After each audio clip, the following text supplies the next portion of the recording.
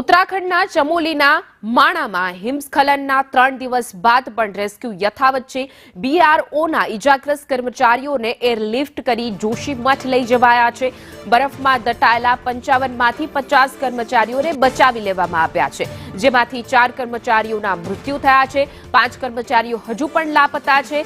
તો 28મી ફેબ્રુઆરીએ હિમસ્ખલનમાં દટાયા હતા કર્મચારીઓ, જેમાં રેસ્ક્યુ ઓપરેશનમાં જોડાઈ છે એસડીઆરએફની ટીમ। દટાયેલા કર્મચારીઓને શોધવા થર્મલ ઇમેજ કેમેરાનો ઉપયોગ કરવામાં આવી રહ્યો છે। 28મીએ બનેલી આ ઘટનામાં 55 જેટલા કર્મચારીઓ છે તે ફસાયા હતા।